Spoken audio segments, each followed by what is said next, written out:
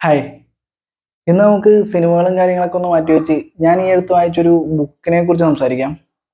ഞാൻ കുറച്ച് നാളായി ബുക്ക് മേടിച്ച് വെച്ചേക്കുന്നത്. പക്ഷേ വായിക്കാനായിട്ടുള്ളൊരു കിട്ടിയിട്ടുണ്ടായിരുന്നില്ല. അപ്പോൾ ഇതിൻ്റെ പ്രവേശകം ഞാൻ വായിച്ചിട്ട് കുറച്ച് നാളായി വെച്ചേക്കണേ. പിന്നെ അതിന് ശേഷം ഇടയ്ക്കിടയ്ക്ക് വായിക്കും. പിന്നെ അത് കംപ്ലീറ്റ് ചെയ്യാനായിട്ട് പറ്റിയിട്ടുണ്ടായിരുന്നില്ല. ഈ ഒരു 2 ആഴ്ച നമുക്കിത് വായിക്കാനായിട്ടുള്ളൊരു സാഹചര്യം ഉണ്ടായി. അപ്പോൾ ആ ബുക്കിൻ്റെ വിശേഷങ്ങളിലേക്ക് നമുക്കൊന്ന് പോവാം. ഇത് ബുക്ക് വേറെ ആരുടെയല്ല. ഈ നൂറ്റാണ്ട് കണ്ട ഏറ്റവും വലിയ മഹാപ്രതിഭകളിൽ ഒരാൾ ചാർലി ചാപ്ലിൻ. അദ്ദേഹത്തിന്റെ എൻ്റെ ആത്മകഥ. നമ്മുടെ ചാനലിൽ ബുക്ക് റിവ്യൂസ് തീരെ കുറവാണ്. എനിക്ക് തോന്നുന്നു ഡോക്ടർ VP ഗംഗാധരന്റെ ജീവിതം എന്ന അനുഭവത്തിന് ശേഷം നമ്മൾ ചെയ്യുന്ന ഒരു ബുക്ക് റിവ്യൂ ആണത്. കാര്യം വേറൊന്നുമല്ല, ഇതിൻ്റെ ഇടയിൽ നമ്മൾ ചെറിയ ബുക്സ് കാര്യങ്ങളൊക്കെ വായിക്കുന്നുണ്ട്. പക്ഷേ നമ്മുടെ മനസ്സിനെ ടച്ച് ചെയ്യുന്ന രീതിക്കുള്ള ഒരു അനുഭവമൊക്കെ ഉണ്ടായാലാണ് നമുക്കത് മറ്റുള്ളവരോട് പറയാൻ തോന്നുക. അപ്പം അങ്ങനെ ഞാൻ ചെയ്യുന്ന ഒരു റിവ്യൂ ആണത്. ഞാൻ ഇതിലെ ചെറിയൊരു പോർഷൻസ് ആദ്യം വായിക്കും. അതിലെ കോറസ് ആവർത്തിക്കുന്നതിനിടയിൽ അമ്മയുടെ ശബ്ദമിടറുന്നത് എല്ലാ നിഷ്കളങ്കതയോടുകൂടെയും ഞാൻ അനുകരിച്ചു. അത് കാണികളുണ്ടാക്കിയ ആകർഷണം എന്നെ വിസ്മയിപ്പിക്കുകയും ചെയ്തു. ചിരിയും പ്രശംസാവചനങ്ങളും പിന്നാലെ പണവും പ്രവഹിച്ചു. പിന്നീട് വേദിയിൽ നിന്ന് എന്നെ കൊണ്ടുപോകുന്നതിനായി അമ്മ വന്നപ്പോൾ ആ സാന്നിധ്യം വമ്പിച്ച കരഘോഷത്തിന് കാരണമായി. അതായിരുന്നു എൻ്റെ അരങ്ങേറ്റം, അമ്മയുടെ അരങ്ങൊഴിയിലും. ഇതാണ് നമ്മൾ സ്കൂളിലൊക്കെ പഠിച്ച ചാർലി ചാപ്ലിൻ്റെ കഥയുടെ മെയിൻ ഒരു പോർഷൻ. എന്നാൽ ഇത് അദ്ദേഹത്തിൻ്റെ പൂർണ്ണമായ വ്യക്തിത്വത്തിൻ്റെയും ആത്മാവിൻ്റെയും പ്യുവർ റിഫ്ലക്ഷനാണ് ഈ ആത്മകഥ. ദാരിദ്ര്യത്തിൻ്റെ ഏറ്റവും മോശം അവസ്ഥയിൽ നിന്നാണ് ചാപ്ലിൻ്റെ ജീവിതം തുടങ്ങുന്നത്.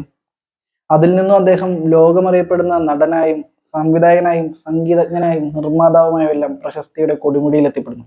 ഈ എത്തിപ്പെടുന്നു എന്ന് പറയുന്നത് ഇത്ര എളുപ്പമൊന്നും ആയിരുന്നില്ല. ചെറുപ്പകാലഘട്ടത്തിലെ ദരിദ്ര ജീവിതത്തിൽ നിന്ന് തുടങ്ങി പത്രപ്രവർത്തകർ, വിമർശകർ, രാഷ്ട്രീയക്കാർ, സമൂഹത്തിന്റെ പരമോന്നതയിലിരിക്കുന്നവർ, ഇവരിൽ നിന്നെല്ലാം തന്നെ ചാപ്ലിൻ പാഠങ്ങൾ ഉൾക്കൊണ്ടിട്ടുള്ള യാത്ര. പക്ഷേ ഇതിനൊന്നും ഒരു കാര്യം മാത്രം തകർക്കാനായില്ല ചാർലി ചാപ്ലിൻ എന്ന മഹാപ്രതിഭയെ. സമ്പത്ത് കുമിഞ്ഞുകൂടിയപ്പോഴും അദ്ദേഹം മനുഷ്യത്വം കൈവിടാൻ തയ്യാറായിരുന്നില്ല. ജീവിതത്തിന്റെ ഓരോ ഏടും വ്യക്തമായും ഹാസ്യം നിറച്ചും ചാർലി ഈ കഥ എഴുതി വയ്ക്കുന്നുണ്ട്.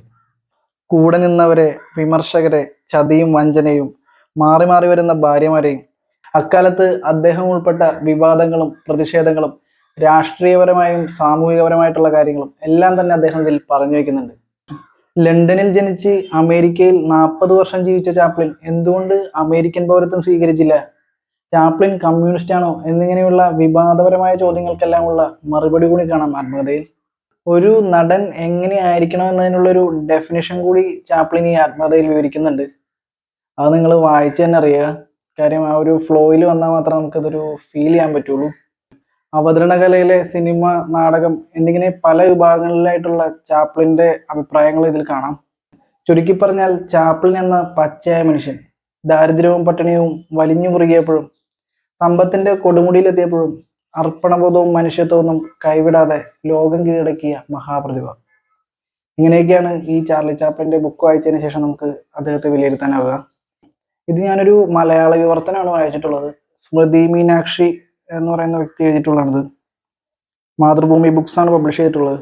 നമ്മളുടെ ജീവിതത്തിലൊക്കെ എന്തായാലും വായിക്കണം എന്ന് പറയുന്നുള്ള ബുക്കുകളുടെയൊക്കെ കൂട്ടത്തിൽ വേണമെങ്കിൽ ഈ ബുക്ക് പെടുത്താവുന്നതാണ്, തീർച്ചയായും പെടുത്താവുന്നതാണ്. ഇപ്പം ഞാൻ വേറൊരു ബുക്ക് വായിക്കാൻ തുടങ്ങിയിട്ടുണ്ട്.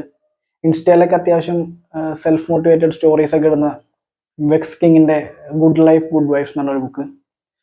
അതിൽ നിന്ന് എന്തെങ്കിലുമൊക്കെ കിട്ടുമോ നോക്കാം. അങ്ങനെയാണെങ്കിൽ അതിനെക്കുറിച്ച് നമുക്ക് സംസാരിക്കാം.